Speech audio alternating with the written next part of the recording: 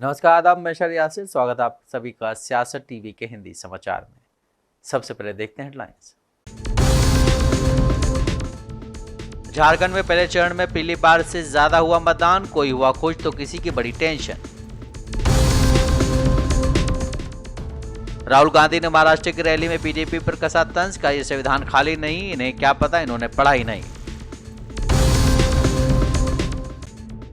वक्फ board मामले में आप एमएलए अमानतुल्लाह खान को राहत, कोर्ट ने दिया रिहा करने का आदेश। छात्रों का आंदोलन खत्म कराने के लिए यूपीपीएससी की बैठक शुरू, नॉर्मलाइजेशन का फैसला लिया जाएगा वापस। तेजस्वी यादव बोले, बिहार को विशेष राज्य का दर्जा दिलाने वाला मुद्दा भूल चुके हैं बिहार के सीएम नीतीश कुमार। एसडीएम थप्पड़ कांड का आरोपी नरेश मीणा गिरफ्तार, पुलिस को चकमा देकर हो गया था फरार। श्रीलंका में संसदीय चुनाव के लिए मतदान शुरू, अनुराग कुमारा दिसानायके ने किया संविधान बदलने का वादा। अब समाचार विस्तार से। झारखंड विधानसभा चुनाव में पहले चरण में 15 जिलों की 43 सीटों पर मतदान हुआ, जिसमें 683 उम्मीदवारों की किस्मत ईवीएम में कैद हो चुकी है। बुधवार को पहले चरण में मतदाताओं का उत्साह पहली बार से ज्यादा दिखा। पहले फेज की 43 विधानसभा सीटों पर मतदान 66.48% रहा, जबकि 2019 के विधानसभा चुनाव में इन्हीं सीटों पर 63.75% वोटिंग हुई थी। झारखंड चुनाव के पहले चरण में कोल्हान, दक्षिणी छोटा नागपुर, पलामू और उत्तरी छोटा नागपुर इलाके की सीटों के वोटिंग ट्रेंड देखें तो पिछले चुनाव से करीब 3% ज्यादा मतदान इस बार हुआ है। देखिए, ये दोनों के राजनीतिक दावे हो सकते हैं, मैं उसमें कहीं हस्तक्षेप नहीं करता।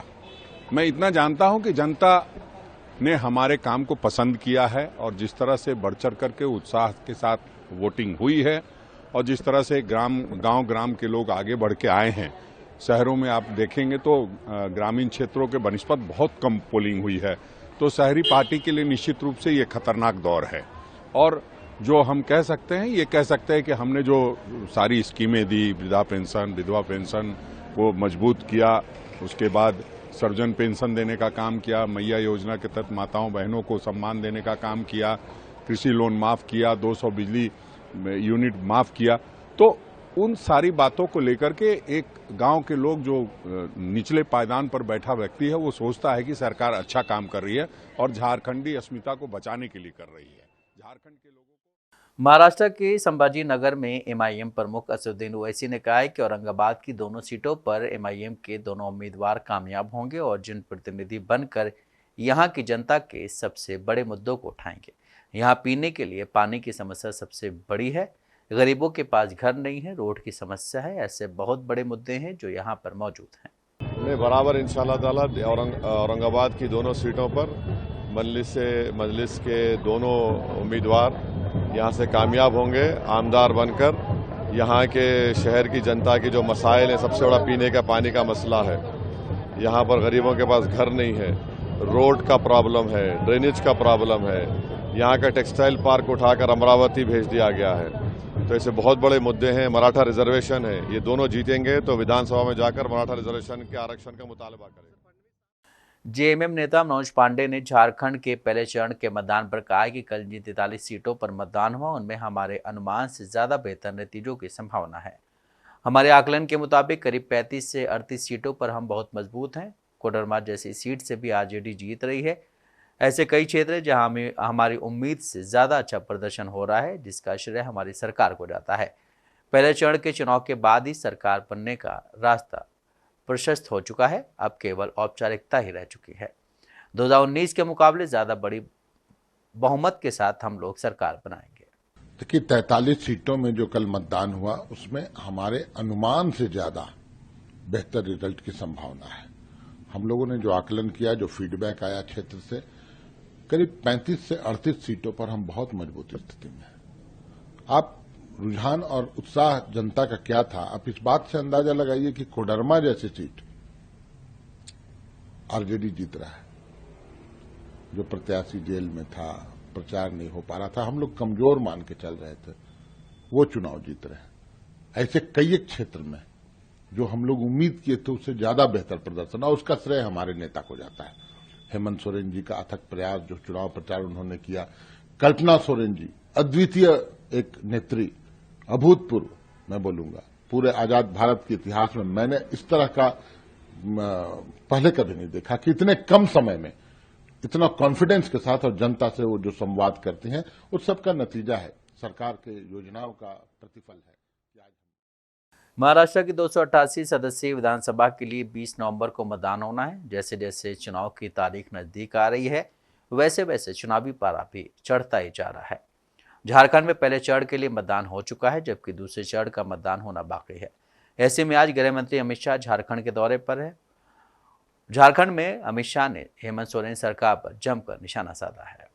हेमंत सरकार का ध्यान झारखंड में कल कारखाने लगे, इसके लिए नहीं है। बिजली बनकर यहां से जाए, इसके लिए नहीं है। एल्यूमिनियम की खदानें हैं, आयरन ओर की खदानें हैं, इसका उत्पादन यहां हो, इसके लिए नहीं है। उनका ध्यान केवल और केवल घुसपैठियों को घुसाने के लिए है, घुसपैठियों को घुसाने के लिए। मुझे बताओ गिरिडीह वालों, एक घुसपैठ रोकनी चाहिए या नहीं रोकनी चाहिए? अरे जोर से बोलो, रोकनी चाहिए या नहीं रोकनी चाहिए? एक घुसपैठिए झारखंड में आते हैं, हमारी भोली भाली बच्चियों से दूसरी शादी, तीसरी शादी, चौथी शादी करते हैं और उनकी जमीन हड़प लेते हैं, जमीन हड़प। महाराष्ट्र के नंदुरबार में जनसभा को संबोधित करते हुए कांग्रेस सांसद राहुल गांधी ने संविधान और आदिवासी के मुद्दे पर बीजेपी पर बड़ा हमला बोला है। राहुल गांधी ने कहा है कि ये चुनाव दो अहम विचारधारा की लड़ाई है। कांग्रेस इंडिया गठबंधन का कहना है कि देश को संविधान के माध्यम से चलाना चाहिए, जबकि बीजेपी वाले इस संविधान को कोरा कहते हैं। राहुल गांधी ने इस दौरान सीधा प्रधानमंत्री नरेंद्र मोदी पर हमला करते हुए कहा है कि मोदी जी, ये संविधान खाली नहीं है, इसमें गरीबों, दलितों, पिछड़ों, आदिवासियों की आवाज है। राहुल गांधी ने यह भी तंज कसा है कि उन्हें क्या पता कि संविधान में क्या लिखा है, जिन्होंने इसे पढ़ा ही नहीं है। आपको कॉन्स्टिट्यूशन में, संविधान में नाम दिया गया है। आपको संविधान में आदिवासी नाम दिया गया है। इस संविधान में आप कहीं भी पढ़ लो, इस संविधान में आपको वनवासी नहीं कहा जाता है, आपको आदिवासी कहा जाता है। मगर आरएसएस के लोग, बीजेपी के लोग, हिंदुस्तान के प्रधानमंत्री आपको वनवासी कहते हैं। इन दो शब्दों में बहुत बड़ा फर्क है। आदिवासी का मतलब जो हिंदुस्तान के पहले मालिक थे।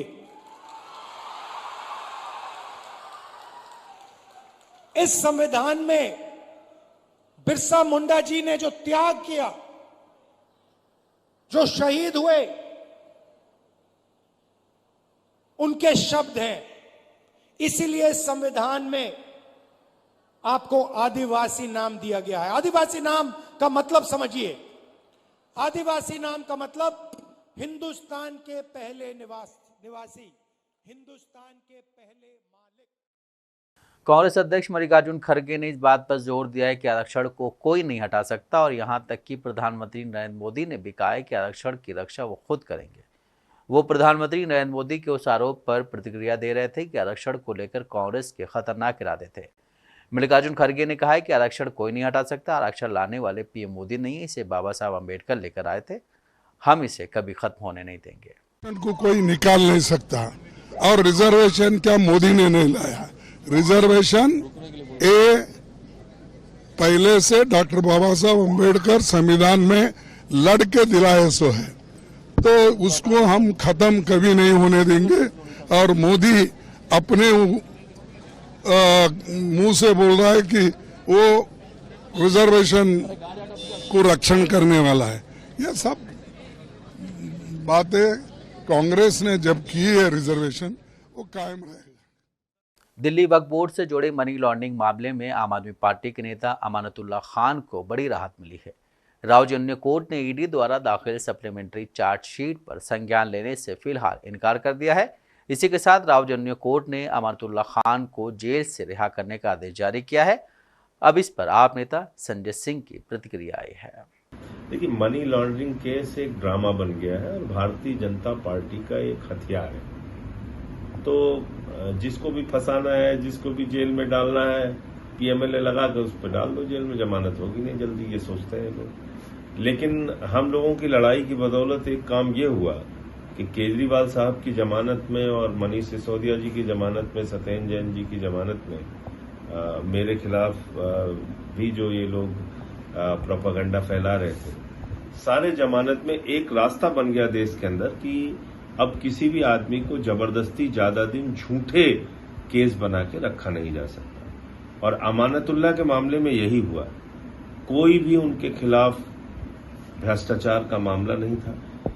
उनको पहले भी लोअर कोर्ट से जमानत मिल चुकी थी, बावजूद इसके एक झूठा केस बनाकर 2016 के एक मामले में झूठा केस बनाकर अमानतुल्लाह को जेल भेजा गया।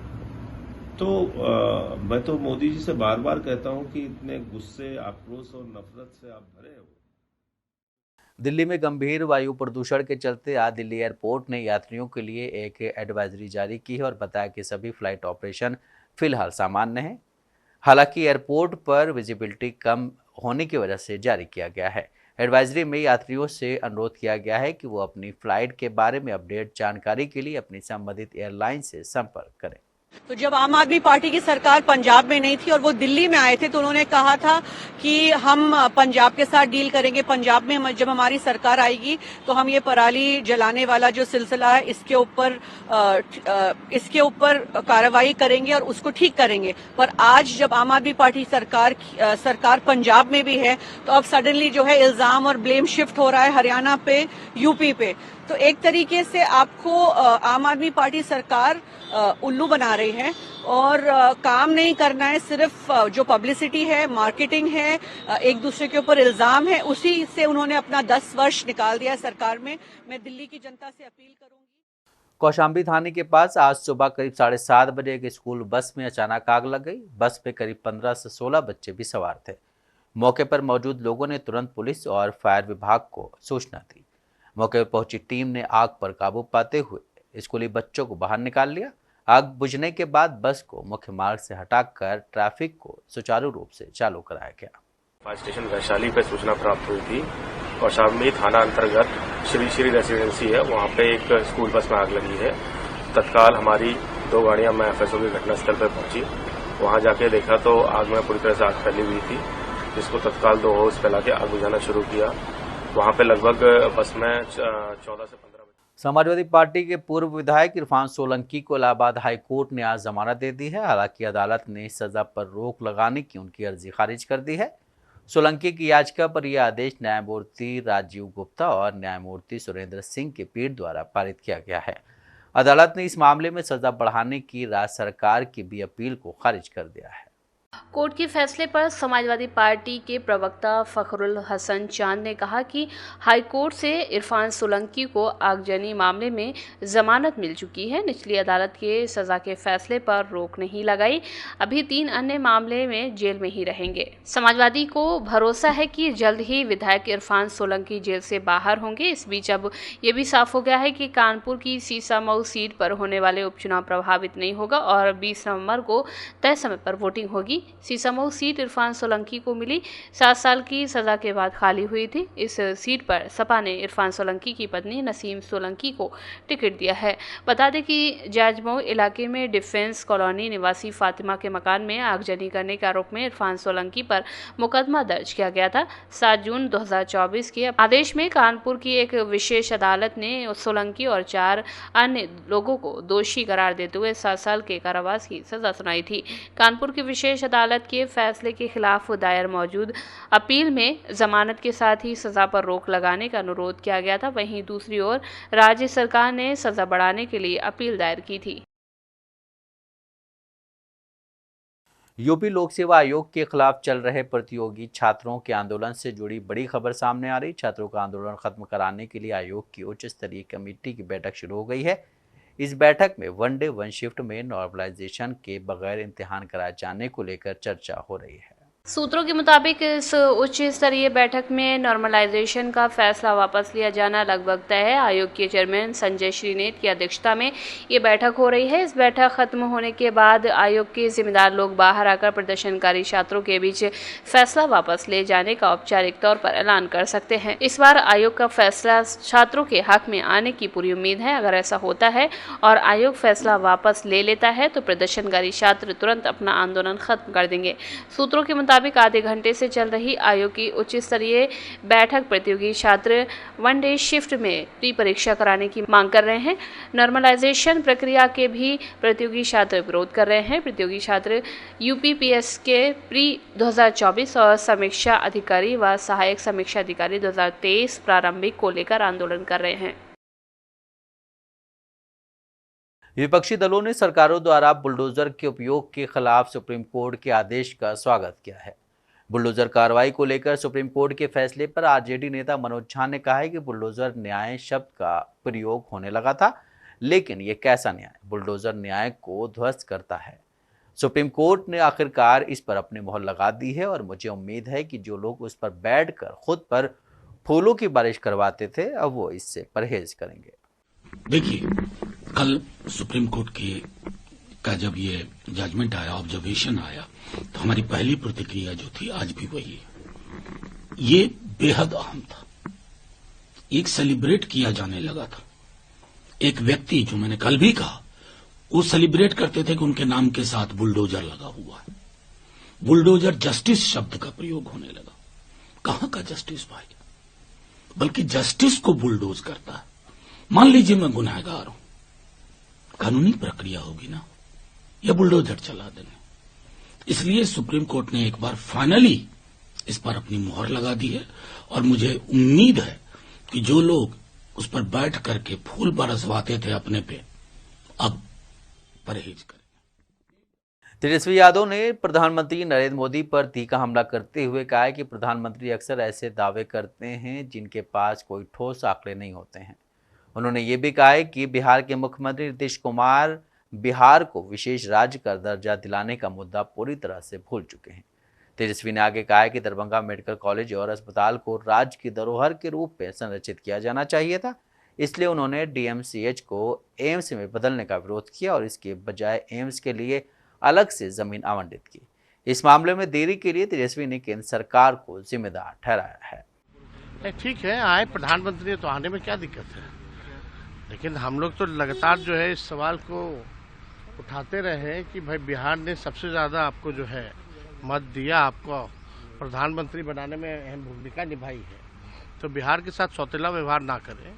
बिहार के साथ जो बिहार की पुरानी मांग रही है हम लोगों की, बिहार को विशेष राज्य दर्जा देने की, विशेष पैकेज की, तो वो कम से कम वो काम तो होना ही चाहिए। और प्रधानमंत्री आ रहे हैं, मुख्यमंत्री मिल रहे हैं, तो मुख्यमंत्री जी को भी बोलना चाहिए ना कि भाई देश भर में जो है जाति आधारित जातिगत जनगणना जो है जल्द से जल्द कराए। अब तक सेंसस नहीं हो पाया, तो कास्ट सेंसस तो दूर की बात है, तो सेंसस में ही एक कॉलम जोड़ना है कास्ट जाति का, तो वो कम से कम जल्द से जल्द वो कराना। मध्य प्रदेश उपचुनाव पर मध्य प्रदेश कांग्रेस अध्यक्ष जीतू पटवारी ने कहा है कि निर्वाचन आयोग को शिकायत की गई थी, किसी का संज्ञान नहीं लिया गया। चुनाव के दौरान डकैतों का इस्तेमाल किया गया। पुलिस की भूमिका भाजपा के कार्यकर्ता जैसी रही। मध्य प्रदेश के मुख्यमंत्री मोहन यादव से आग्रह है कि दलितों, जाटवों और आदिवासियों पर अत्याचार करने वाले लोगों को गिरफ्तार करें। मैंने सारी चुनाव के पहले शिकायतें पार्टी ने की थी, निर्वाचन आयोग को भी की थी और जहां भी संबंधित जगह वहां की थी, एक पे संज्ञान नहीं लिया गया। जो हमने शंका जाहिर की वो सब हुआ। डकैतों का उपयोग हुआ चुनाव के अंतर्गत, भारतीय जनता पार्टी ने क्या पकड़े गए हिस्ट्री सीटर पब्लिक डोमेन में। चुनाव के बाद कलेक्टर और एसपी का, पुलिस का रोल बीजेपी के कार्यकर्ता जैसा रहा। आदिवासियों पर भारतीय जनता पार्टी ने गोलियां चलवा दी, 5-5, 6-6 लोगों पे गोलियां लगी। अभी चुनाव जिस दिन हुआ कल और आज रात में जाटों के घर जला रहे हैं, उनकी फसलें जला रहे हैं, उनका घास जला रहे हैं और बाबा साहब अम्बेडकर की मूर्ति तोड़ रहे हैं। आखिर ये किस तरह का प्रदेश बनाना चाहते हैं? ये है नरेंद्र मोदी का नया भारत? जो राहुल गांधी जी बार बार इस बात को कहते हैं कि अंबेडकर के संविधान की रक्षा करनी है, राहुल जी हर बार इस बात को कहते हैं कि दलित और आदिवासी परिवार के लोग जो आरक्षित वर्ग के लोग हैं उनको भारतीय जनता पार्टी कुठाराघात करती है, वो सत्यापित हुई। और हमने मांग की है मोहन यादव जी से कि उनको गिरफ्तार करो। अगर नहीं करते हैं तो इसका मतलब है कि भारतीय जनता पार्टी की शय पे वो लोग दलितों पर अत्याचार कर रहे हैं, जाटों पे कर रहे हैं, आदिवासियों पे कर रहे हैं। राजस्थान के देवली उनियारा में उपचुनाव मतदान के दौरान निर्दलीय उम्मीदवार नरेश मीणा ने एसडीएम को थप्पड़ मार दिया था। इसके बाद से गांव समरावता में हिंसा का माहौल बन गया। पुलिस बुधवार रात से ही नरेश मीणा को गिरफ्तार करने की कोशिश कर रही थी, लेकिन वो फरार हो गया। इसके बाद आज दोपहर को पुलिस को बड़ी कामयाबी मिली। अब एसडीएम थप्पड़ कांड के आरोपी नरेश मीणा को गिरफ्तार कर लिया गया है। वहीं उसकी गिरफ्तारी के खिलाफ लोग सड़कों पर आगजनी कर रहे हैं। अब इस पर पूर्व सीएम अशोक गहलोत की प्रतिक्रिया सामने आई है। शासन तब होता है तब अच्छा गवर्नेंस में एक बार बना रहे, एक बार ही खत्म हो गया। आप जो घटना घटित हुई है कल, वो मामूली घटना नहीं थी। एसडीओ लेवल के अधिकारी को आप थप्पड़ लगाए कोई व्यक्ति, ये स्थिति बनी क्यों और इतनी हिम्मत क्यों हुई किसी की? तो कहाँ सरकार का इकबाल है? हम बार बार सरकार को कहते हैं आप गुड गवर्नेंस दो, पूरी प्रदेश की जनता का भला हो। हम आलोचना भी करते हैं तो उसको सकारात्मक रूप में लेना चाहिए। और अगर बातों में दम नहीं है, हमारी बातों में, आप खंडन करो, दम है तो सुधार करो, जनता का भला हो। यही तो डेमोक्रेसी में होता है। पर बीजेपी के तो जैन में उनकी फितरत में है ही नहीं कभी कि आप विपक्ष की भावनाओं का आदर करो, बात सुनो, आलोचना को सहन करने की शक्ति पर रहे आप में, ये तो है ही नहीं उनके अंदर। वहीं अमेरिका में राष्ट्रपति पद का चुनाव जीतने के बाद डोनाल्ड ट्रंप सरकार गठन की तैयारी कर रही है। जनवरी में सत्ता में आने से पहले कैबिनेट को तैयार किया जा रहा है।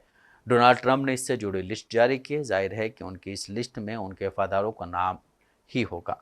अब कहा जा रहा है कि अमेरिका के प्रेसिडेंट डोनाल्ड ट्रंप ने बुधवार को कई प्रमुख कैबिनेट पदों के लिए कम अनुभव वाले अपने वफादारों साथियों को चुना है और कुछ सहयोगियों को तो चौंका भी दिया है। ट्रंप ने स्पष्ट कर दिया है कि वो अमेरिका के संस्थानों को फिर से नया आकार देने और कुछ मामलों में परीक्षण करने के बारे में काफी गंभीर हैं। अमेरिका के शीर्ष कानून प्रवर्तन अधिकारी अमेरिकी अटॉर्नी जनरल के लिए ट्रंप की 42 वर्षीय कांग्रेसी मैट गेट्स को चुना है। उनकी इस पसंद पर कई लोग आश्चर्यचकित हैं, क्योंकि पूर्व वकील गेट्स ने कभी भी न्याय विभाग में अभियोजक के रूप में काम नहीं किया या तो और 3 यौन तस्करी के आरोपों पर न्याय विभाग द्वारा उनकी जांच भी की गई थी। इस पर सफाई देते हुए उनके कार्यालय ने 2023 में कहा था कि अभियोजकों ने कहा था कि उन्हें आपराधिक आरोपों का सामना नहीं करना पड़ेगा। ट्रंप ने तुलसी गबार्ड को राष्ट्रीय खुफिया विभाग में निदेशक के रूप में नियुक्त किया है। पूर्व में डेमोक्रेटिक कांग्रेस सदस्य रही तुलसी बाद में ट्रंप की सहयोगी बन गई थी और पूर्व राष्ट्रपति बराक ओबामा के तहत सीरिया में गृह युद्ध में सैन्य हस्तक्षेप के खिलाफ बोल चुकी है और यहाँ तक कि उन्होंने रूसी राष्ट्रपति व्लादिमीर पुतिन की अमेरिका के सहयोगी यूक्रेन पर आक्रमण करने तक को सही ठहराया था। श्रीलंका में संसद के 225 सदस्यों को चुनने के लिए आज मतदान शुरू हो गया। इस चुनाव में देश के राष्ट्रपति अनुराकुमारा दिसानायके के बहुमत हासिल करने के लिए पूरा जोर लगा रहे हैं। देश में आर्थिक संकट के बाद अस्थिर हुई सरकार के बाद बनी नई सरकार के राष्ट्रपति दिसानायके धन के दुरुपयोग से मुक्ति, नई राजनीतिक संस्कृति की मांग के साथ ही संसद में भी पूर्ण बहुमत पाने के लिए काफी मेहनत कर रहे हैं। ये चुनाव राष्ट्रपति दिसानायके के नेतृत्व वाली सत्तारूढ़ पार्टी नेशनल पीपुल्स पावर की पहली बड़ी परीक्षा है। इस चुनाव में सजित प्रेमदासा के नेतृत्व वाली सामागी जन सदानया, पूर्व राष्ट्रपति महिंद्रा राजपक्षे की श्रीलंका पोदुजना पार्टी, पूर्व राष्ट्रपति रानिल विक्रमसिंघे का समर्थन करने वाले अलग हुए विधायकों से बना न्यू डेमोक्रेटिक फ्रंट और उत्तर की अल्पसंख्यक पार्टियां सीटों की मांग कर रही हैं। 1977 के बाद निवर्तमान राष्ट्रपति रानिल विक्रमसिंघे पहली बार संसदीय चुनाव नहीं लड़ रहे हैं। वो पिछले महीने हुए राष्ट्रपति चुनाव में दिसानायके से हार गए थे। सभी राजपक्षे बंधु दशकों बाद संसदीय चुनाव नहीं लड़ रहे हैं। पिछली सरकार के कई मंत्रियों और उप मंत्रियों ने इस दौर से बाहर होने का विकल्प चुना है। एक रिपोर्ट के मुताबिक राष्ट्रपति दिसानायके ने कहा है कि देश की काफी ज्यादा शक्ति कार्यकारी राष्ट्रपति के पास है। वो इस शक्ति को कम करने के लिए मैदान में उतरे हैं। इसके लिए उन्हें संविधान में बदलाव करने की जरूरत पड़ेगी। इस काम के लिए उन्हें 2/3 सीटें चाहिए। वो जनता से इतनी सीटें जिताने की अपील कर रहे हैं। हिंदी समाचार यहीं समाप्त होता है। मुझे दें इजाजत। बाकी खबरों के लिए बने रहें सियासत टीवी के साथ।